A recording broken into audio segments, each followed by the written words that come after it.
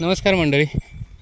खूप दिवस झालं व्हिडिओ बनवायचा या गोष्टीवरती असं चाललेलं. आज हा व्हिडिओ आहे ना, आपला जो डोंगर आहे ह्या डोंगरामध्ये ना ह्या अशी काटेरी जी खैराची झाडं आहेत ती झाडं म्हणजे आता आपल्या गायी चरत आहेत. चोरांब्याचा डोंगर, करंजाचा डोंगर, मांबुर्डीचा डोंगर, दिवदिवाडीचा डोंगर, 4 गावच्या डोंगरात गायी फिरत आहेत आपल्या. तर मी ह्या वर्षी जे निरीक्षण केलं आहे ना, तर हे जे असे काटेरी वनस्पती जे आहेत ना सगळीकडं, म्हणजे अजून 1 वर्षानंतर आहे ना हे याचं जंगलच होणार आहे. हे बघा, हे सगळे दिसत असतील तुम्हाला, छोटे छोटे सगळे ही जी झाडं तयार झालेत ना ही सगळी खैराची झाडं आहेत. कशामुळं झालेत हे समजत नाही, कारण इतक्या वर्षात कधीच एवढी झाडं आपल्या डोंगरात झालीच नव्हती. ही एवढी संख्या एवढ्या झपाट्यानं ह्या एका वर्षात 1.5 वर्षात कशी वाढते ह्याच्यावरती ह्या गोष्टीचा विचार करायला पाहिजे आपल्याला. कारण हे जर असंच वाढत राहिलं ना तर डोंगर, आपलं सगळं डोंगर काटेरी डोंगर होऊन जातील. ह्याच्यात ना साधी झाडं तुम्हाला दिसणारच नाही, सगळ्या काटेरी वनस्पती दिसणार आहेत की ह्याच्यामध्ये आपण आत चालू पण शकणार नाही. अशी ही जी झाडं आहेत बघा, आता सगळ्या, हा आता गौंड आहे ना, हा पूर्ण गौंड त्या झाडाने भरलेला आहे. म्हणजे जसे म्हणतात ना की कुठनीतरी बिया पेरलेल्या आहेत किंवा अशा बिया पूर्ण अख्ख्या डोंगरात टाकून द्याव्या अशा पद्धतीची ही सगळी झाडं, म्हणजे ही आता छोटी छोटी दिसतात. अजून 1-2 महिन्यानंतर जर तुम्ही ही झाडं बघितली का तर खूप मोठी झालेली असणार आहेत. म्हणजे हे जे समोरचं झाड दिसते अशा पद्धतीचं मोठं झाड झालेलं असणार आहे. पण ह्याचा तसा निसर्गाला फायदा एवढा काही होत नाही या खैराच्या झाडाचा. म्हणजे याची सावली नसते की ऑक्सिजन जास्त तयार करत नाहीत, पाणी ओढण्याची क्षमता ह्यांची जास्त असते, पाणी खेचण्याची. तर ही झाडं का वाढत आहेत हा एक विचार करण्यासारखी गोष्ट आहे. म्हणजे हे असं का होतं आहे, कदाचित ह्याच्यामागं कुठलं दुसरं कारण असू शकतं का, किंवा ही वाढण्यामागचं काय कारण असेल हे जर कोणाला माहिती असेल तर त्यांनीसुद्धा नक्की ह्याची आम्हाला माहिती द्यायची आहे. ही झाडं का वाढत असावी, म्हणजे कोणाला जर ह्याच्यातली काय कल्पना असेल ना तर ही ह्याचं नक्की कमेंटमध्ये सांगा की ही जी वाढण्यामागचं काय कारण असू शकतं. कारण ही नॅचरली एवढी झाडं इतक्या पटपट वाढू शकत नाहीत. म्हणजे इतक्या वर्षामध्ये आपल्या डोंगरात ही झाडं कधीच नव्हती. म्हणजे ही जी काटेरी जी झाडं तुम्हाला दिसत आहेत खूप, आणि एवढा हा काटा पण सुद्धा विषारी दिसतोय ना की जर लागला आपल्याला ना तर तो अगदी 2-3 तास तरी त्याचं म्हणजे पूर्ण अशी जळजळ करतो, काटा झोंबतो पूर्णपणे. हे असलं जर जंगल आपल्या डोंगरात झालं ह्या अशा पद्धतीच्या काट्यांचं, तर आपला डोंगर आहे ना ह्याच्यात फिरणं आपण मुश्किलच होऊन जाईल. म्हणजे फिरूच शकत नाही, एवढा भयानक याचं जंगल होणार आहे. आणि हे प्रत्येक हा डोंगर झाला, हा दिवदिवाडीचा डोंगर झाला, हा सावलीचा समोरचा डोंगर झाला, हा मांबुर्डीचा झाला, हा चोरांब्याचा पलीकडं, त्याच्या पलीकडं करंजे, सगळ्या डोंगरामध्ये हीच झाडं आहेत. आणि ही म्हणजे अशी कमी प्रमाणात नाहीत, ही पूर्ण असं गवत जसं उगवतं ना त्या पद्धतीनं अशी उगवत आहेत. हे बघा, जवळजवळ एकदम. म्हणजे ह्याला हे अजून थोडे मोठे झाले, पुढच्या वर्षी ह्याच्या डबल टिबल संख्येनं अजून ह्याच्यामध्ये नवीन झाडं वाढणार आहेत. हे दिसेल बघा तुम्हाला खाली, हे सगळं जंगल होणार आहे.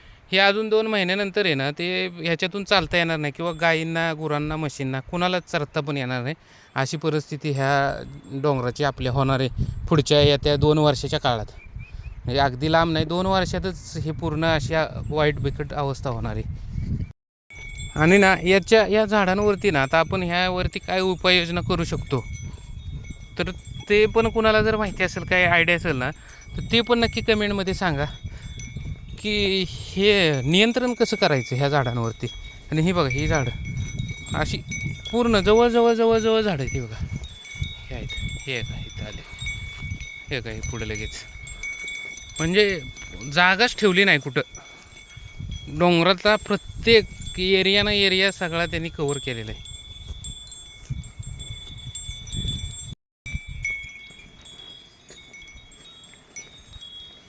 हो, हा पूर्ण एरिया कव्हर केला ह्या झाडाने. म्हणजे ही जी परिस्थिती आहे ना ही आत्ता जी दिसते ही जर पुढच्या वर्षी तुम्ही बघाल ना तर ह्याच्यातनं ह्या अशा गायाच्या चालल्यात, चालू शकत नाही, माणूस चालू शकणार नाही. इतकी संख्या ह्याची दुप्पट स्पीडनं वाढणार आहे. आणि ह्याच्यावरती काहीतरी आपल्याला उपाययोजना करायला लागणार आहे, नाही तर आपल्या डोंगरात यायचं मुश्किल होणार आहे. त्यासाठी आपल्याला निसर्गाच्या जी उपयोगाची झाडं आहेत, पिंपळ असेल, जांभळ असेल, आता आम्ही यावर्षी लागवड करतो आहे जास्तीत जास्त झाडांची, पिंपळ, जांभळ असेल किंवा करंज, कडुलिंब, जी निसर्गाच्या फायद्याची झाडं आहेत, निसर्गाचा समतोल राखण्यासाठी जी मदत करतात, वडाचं झाड, ती झाडं आम्हाला ह्या वर्षी आम्ही आमच्या डोंगरात लावायचा, जे शेततळे आमचं त्याच्या बाजूनं लावायचा प्रयत्न आमचा चालला आहे. ती लावणार, ती जास्तीत जास्त कशी जगतील त्याच्यासाठी पण प्रयत्न करणार आहे. पण त्याच्याबरोबरच ह्या गोष्टींना पण आता काहीतरी उपाययोजना शोधावी लागेल, नाही तर ह्याचं काहीतरी नवीनच अडचण तयार होणार आहे आपल्या डोंगराला, एवढं नक्की. हे जर कपड्यात हे जर अडकलं आहे का, अडकतंय तर ते निघतच नाही, म्हणजे फाडूनच काढतं आहे ते सगळं. किती वडा निघतच नसते बघा, हे एवढं भयानक आहे. आणि जर आपल्या अंगाला टोचलं का तर म्हणजे अगदी एवढी आग होते ना ह्याची, भयानक येते. हे जे म्हणलो ना मी की हे जंगल होणार आहे, हे असं जंगल होणार आहे, ह्याच्यातनं काहीच दिसत नाही आणि ह्याच्या आत गवत पण उगवत नाही आणि काहीच नाही, ह्याच्यातनं चालू पण शकत नाही. आतमध्ये ह्याच्यात घुसला ना की तो निदान 4-5 ठिकाणी तरी ते वरबडतेच, फाटतेच, अशी परिस्थिती आहे ह्याच्यात. आणि ही अशी अवस्था अजून 2 वर्षानंतर आपल्या पूर्ण डोंगराची होणार आहे. आपण ह्या पंचक्रोशीत, म्हणजे मी ज्या 4-5 गावांच्या डोंगरात फिरतोय ना, हे सगळ्या डोंगरातनी ही झाडं येते. ही आता तेवढ्या स्पीडनं वाढण्याच्या गतीवर येतं, म्हणजे ही जशी वाढल्यात ना त्याच्यापेक्षा दाट झाडं आता ती होणार आहेत. आणि हे पुढच्या दृष्टीनं खूप अवघड परिस्थिती आहे आपल्या डोंगराची.